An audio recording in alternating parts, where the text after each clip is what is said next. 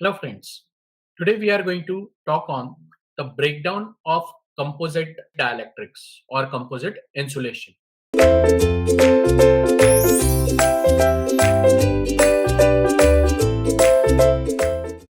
So before we start with the breakdown on these dielectrics, let us understand what is meant by a composite insulation. Air or SF6 gas are in parallel with solid insulation or in series with some other insulation, then that insulation system is called as composite dielectrics. Means a combination of two different or same dielectrics makes the composite dielectrics. So composite stands for the combination of the dielectrics. Combination of the dielectrics. The composite insulating materials are generally composed of different chemical substances, or they come in contact with materials of different compositions. Therefore, chemical reaction occur when a voltage is applied.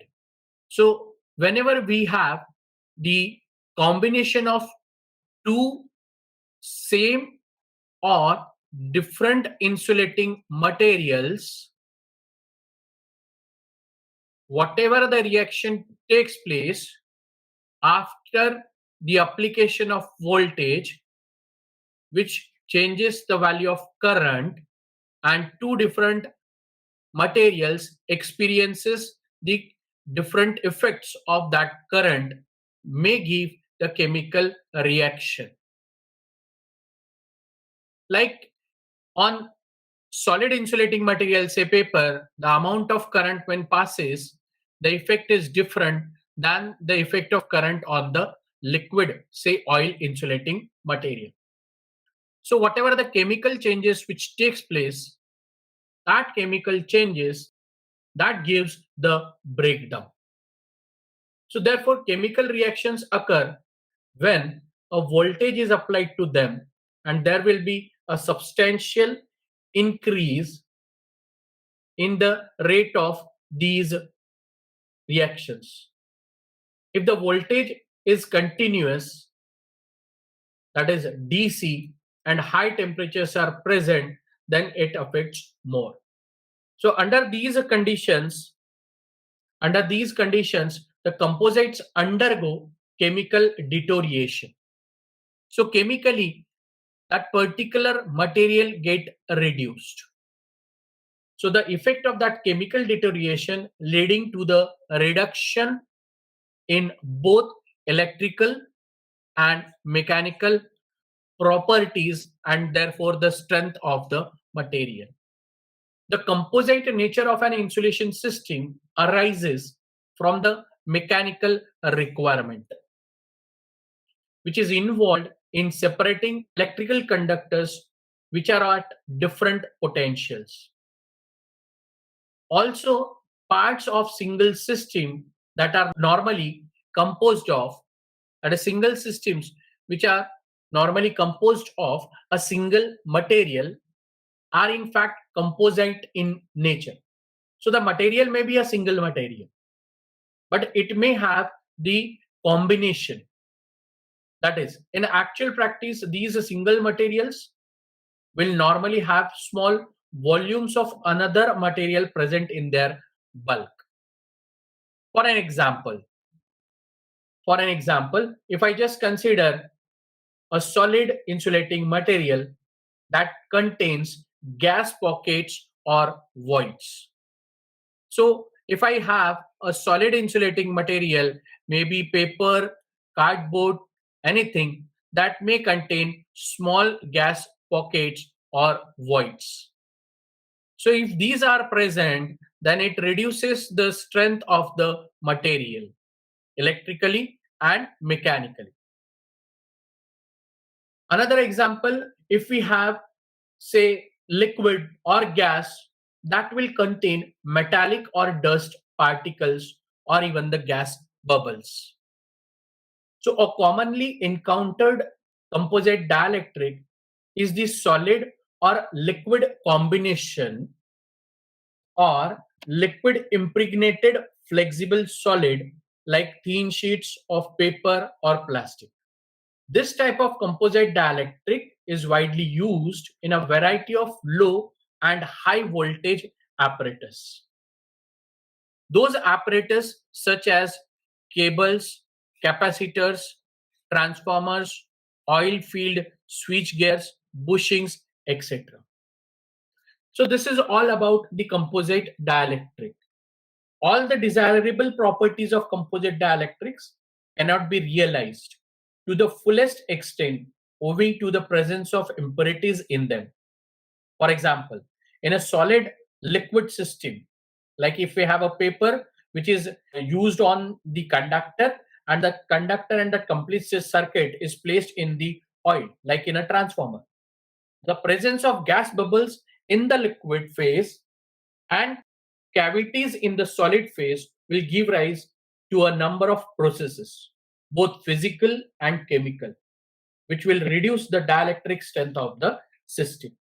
In the practical system, in order to reduce the undesirable effects mentioned, composite insulation is used by combining different dielectrics either in series or in parallel, such that it is possible to obtain superior dielectric properties than that possible for a single material of the same thickness.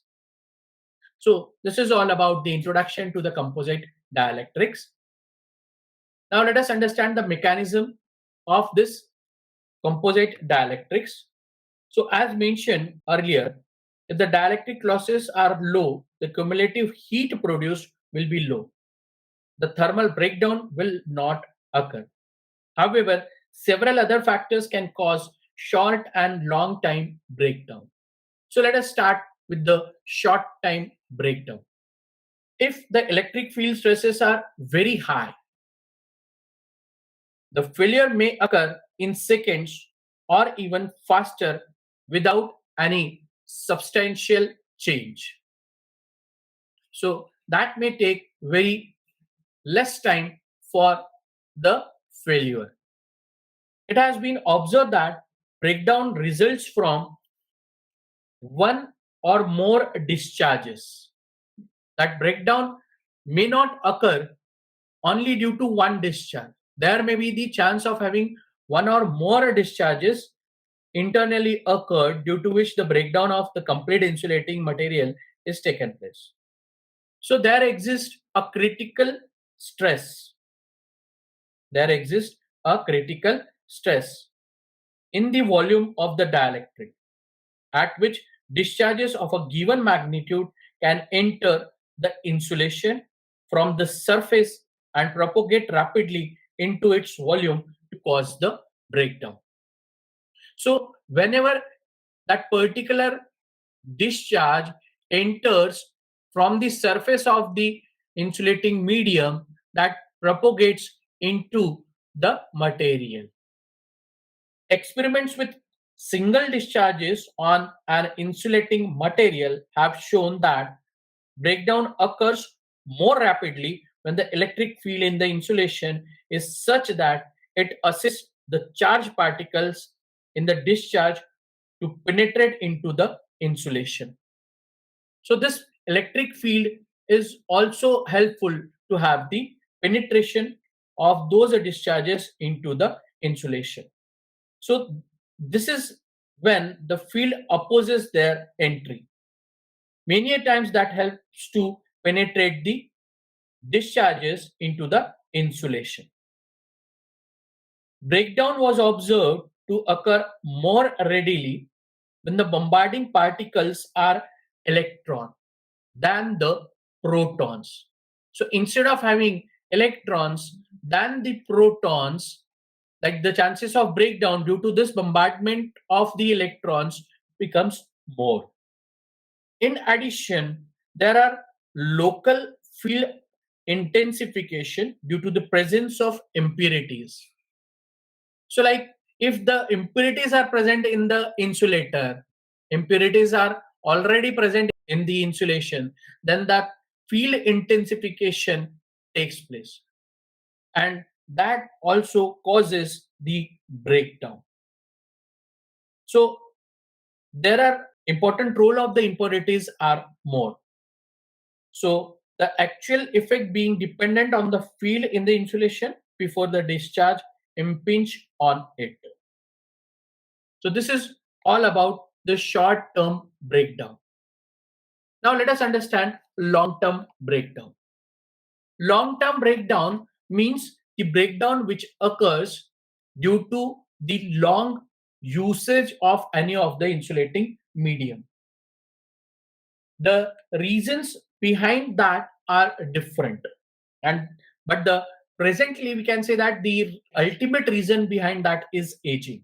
So long-term breakdown is also called as the aging of insulation. The principal effects are responsible for the aging of the insulation, which eventually leads to breakdown, arise from the thermal process and the partial discharge. Thermal process means the rise in current, increase in current, which heats up the material. There are chances of having flow of current and the discharges inside the material. That is called as the partial discharge. Partial means the small discharges which takes place. Partial discharges normally occur within the volume of the composite insulation system. These discharges takes place on any of the insulating material within the insulating material. So it may be between, say, gas pockets which is there and the combined volume of insulating material. In addition, the charge accumulation. Whenever the small discharges takes place, the charges get locked or captured or trapped in that void due to maybe a partial discharge. So whenever that charges get accumulated there, and the conduction on the surface of the insulation contributes significantly towards the aging and failure of the insulation. This aging and failure of insulation is classified into two, explained considering the aging and breakdown due to partial discharge, that is small discharges inside the insulating material medium, and aging and breakdown due to accumulation of the charges on insulator surface. So partial discharge are nothing but the discharges which takes place inside the material and the charges accumulation on the insulator surface. So if there are two insulating surfaces combined together, whatever the charges which are get accumulated on the surface of that insulator is also responsible for the same. But it takes time, and therefore it is called as a long-term breakdown. So let us start with the first, aging and breakdown due to partial discharge. During this manufacture of the composite insulation, whenever the composite insulation is developed or manufactured, the gas field cavities will be present within the dielectric. So I'm just considering two different insulating mediums. These are nothing but the gas pockets or gas field cavities which are present or adjacent to the interface between the conductor and the dielectric. So these are nothing but the gas field cavities which are present. So when a voltage is applied, now when this particular insulating medium, this is composite insulating medium which is provided somewhere in the circuit. So when a voltage is applied to such a system, the discharges occur within the gas field cavities. These discharges are called the partial discharge.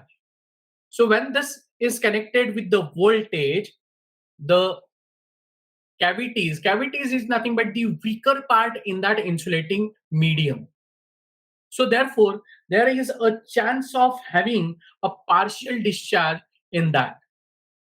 So that gap that void or the cavities which are present due to the application of voltage becomes more and more weaker, and therefore the increasing current increases the temperature, heats up that particular section, and therefore the discharge takes place called as partial discharge. That also involves the transfer of electric charge between the 2 points in sufficient quantity to cause the discharge of the local capacitance. At a given temperature, at a given voltage, the impact of this charge on the dielectric surface produces a deterioration of the insulating properties. In many ways, depending on the geometry of the cavity and the nature of the dielectric. That depends on the geometry of the cavity and the nature of the dielectric. So the study of this breakdown of partial discharges is very, very important in industrial aspects. The degree of aging depends on the discharge inception voltage, which is represented as Vi, and the discharge magnitude. It has been shown that Vi is strongly dependent on the permittivity of the dielectric, that is epsilon r, and the thickness of the cavity, that is G.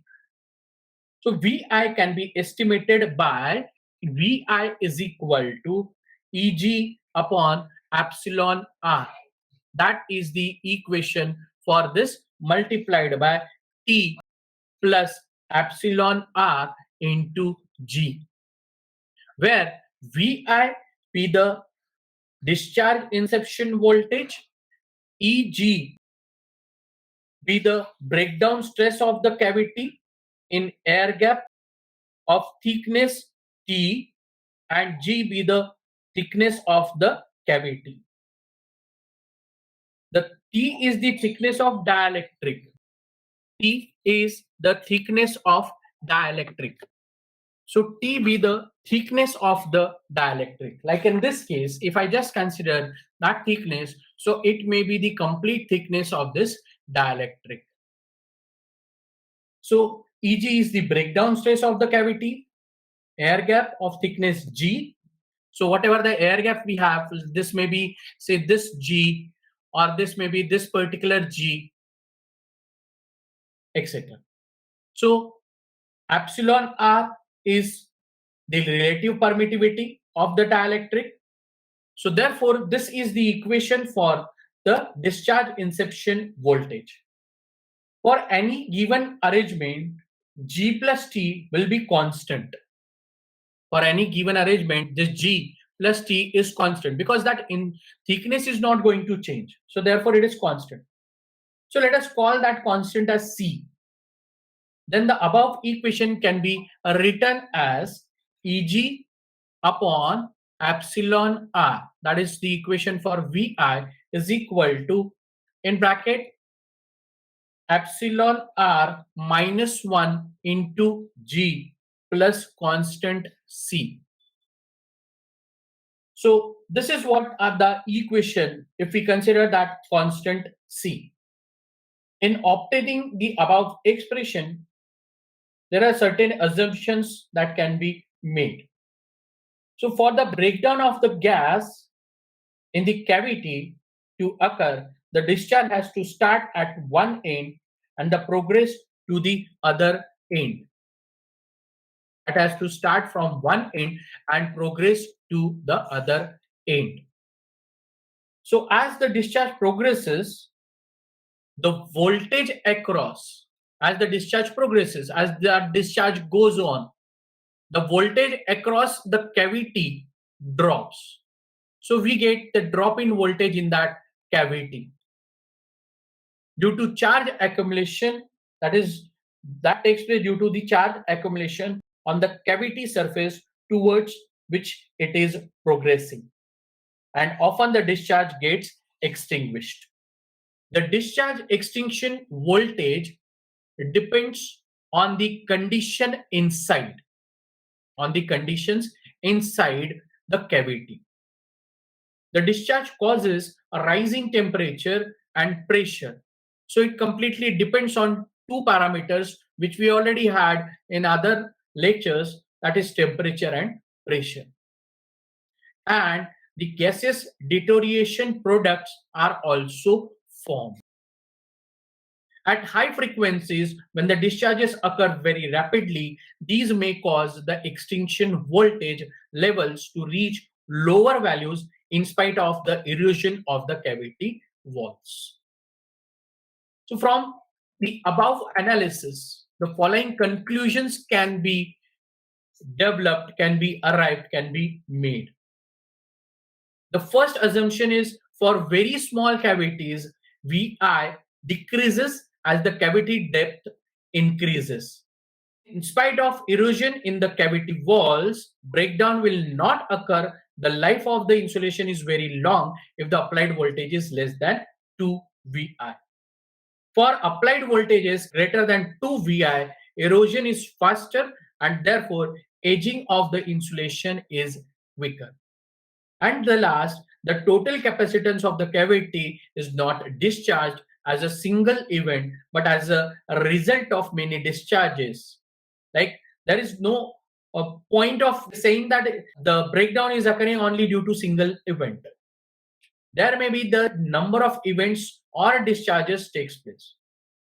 Each discharge involving only a small area of the cavity wall determined by the conductivity of the cavity surface in the region of the discharge. Now, let us understand our next concept, second and last concept, that is called aging and breakdown due to accumulation of the charges on insulator surface. So during discharge, solid or liquid or solid gas or solid vacuum interfaces, certain quantity of charge, maybe electrons or positive ions, gets deposited on the solid insulator surface. The charge thus deposited can stay there for very long duration. That may be a second or maybe long lasting, that is in days and even weeks. The presence of this charge increases the surface conductivity. So when the charges are there, the conductivity increases and therefore increasing the discharge magnitude in subsequent discharges. Increased discharge magnitude in subsequent discharges causes damage to the dielectric surface. That gives damage to the dielectric surface. Experiments using electrophotography and other methods are used that can show the transverse discharges occur on the faces of the dielectric, and these discharges cause a large area to be discharged instantaneously. Charges that exist in surface conductivity are due to the discharges themselves, such that the changes in discharge magnitude will occur spontaneously during the life of the dielectric. It has been generally observed that the discharge characteristics change with the life of the insulation. These characteristics completely depends on the type of insulating medium and its life. So this can be considered by considering simple example. For clean surfaces at the discharge inception voltage Vi, the discharge characteristics depends on the nature of the dielectrics, its size and shape. The discharge normally consists of a large number of comparatively small discharges originating from sites on the insulator surface where the necessary discharge condition exists. After some time, erosion at these sites causes the discharges to decrease in number as well as in magnitude, and consequently total extinction may occur. With the passage of time, the phenomena involved become complex because the charges from the surface induced conductivity add to the charge accumulation in the bulk due to partial discharge. So this is all about the breakdown phenomenon which takes place in the composite dielectrics. Hope you understood. We'll meet again in the next lecture. Thank you so much.